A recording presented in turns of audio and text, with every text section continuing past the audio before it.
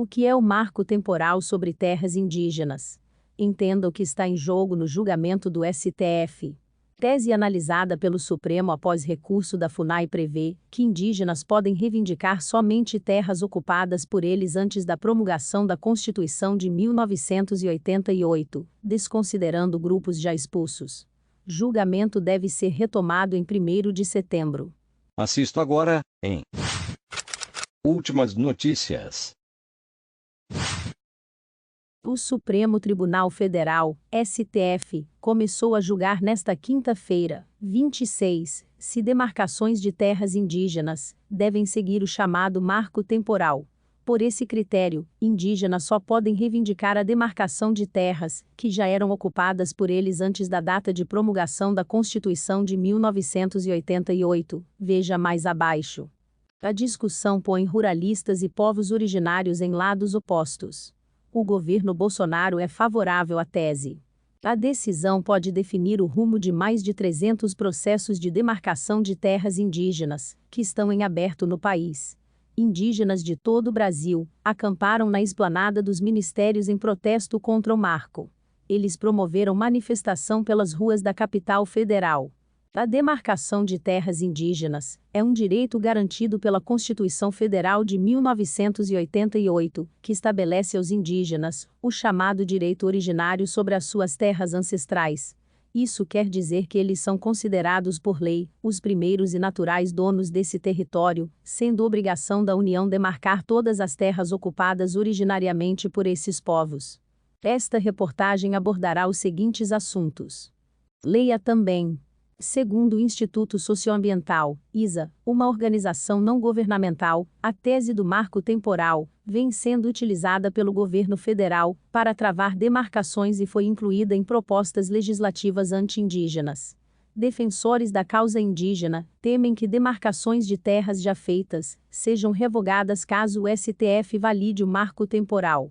Já proprietários rurais argumentam que há necessidade de se garantir segurança jurídica e apontam o risco de desapropriações caso a tese seja derrubada. Assim como os ruralistas, o presidente Jair Bolsonaro, sem partido, é favorável à tese do marco temporal. Se a tese do marco temporal for aceita pelo STF, indígenas poderão ser expulsos de terras ocupadas por eles, caso não se comprove que estivessem lá antes de 1988, e sem que se considerem os povos que já foram expulsos ou forçados a saírem de seus locais de origem. Processos de demarcação de terras indígenas históricos, que se arrastam por anos, poderão ser suspensos. O marco temporal também irá facilitar que áreas que não deveriam ter titularidade, por pertencerem aos indígenas, protegendo física e culturalmente povos originários, possam ser privatizadas e comercializadas. A comercialização responde ao interesse do setor ruralista.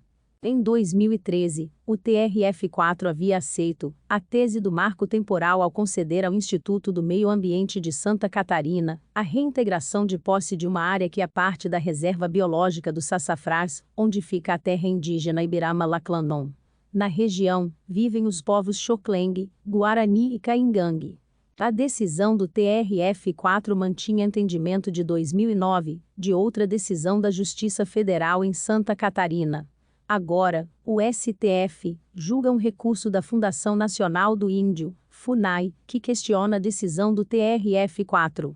E o que for decidido pelos ministros da Corte, criará um entendimento que poderá ser aplicado em situações semelhantes em todo o Brasil. O julgamento no Supremo começou em 26 de agosto, foi suspenso e deve ser retomado em 1º de setembro, com a apresentação de manifestações de entes interessados. São mais de 30 entidades cadastradas para se pronunciar. Além do processo que corre no Judiciário, um projeto que tramita na Câmara dos Deputados tenta transformar a tese do marco temporal em lei. Trata-se do PL número 490/2007, que determina que devem ter direito às terras consideradas ancestrais somente os povos que as estivessem ocupando no dia da promulgação da Constituição Federal, em 5 de outubro de 1988.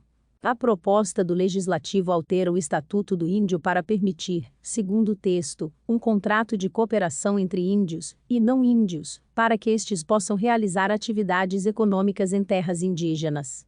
Além disso, a proposta prevê que não indígenas tenham contato com povos isolados, para intermediar ação estatal de utilidade pública. Proposto originalmente em 207, o texto foi rejeitado na Comissão de Direitos Humanos em 2009. Em 2018, acabou arquivado. No entanto, a proposta foi ressuscitada durante a campanha eleitoral do presidente Bolsonaro, que prometeu acabar com reserva indígena no Brasil. Em 29 de junho deste ano, a Comissão de Constituição e Justiça, CCJ, da Câmara dos Deputados, presidida pela deputada Bia Kicis, PSL Distrito Federal, entendeu que o texto do PL é constitucional. Agora, a proposta guarda análise do plenário da Casa, o que não tem data prevista. Se for aprovado no plenário, o texto ainda precisará passar pelo Senado antes de ser, eventualmente, sancionado. O vídeo abaixo, exibido pelo Fantástico em maio deste ano, explica o embate entre indígenas e ruralistas na discussão sobre as terras indígenas. Se inscreva para acompanhar a cobertura desta e de muitas outras notícias. Veja também essas outras notícias que podem ser do seu interesse.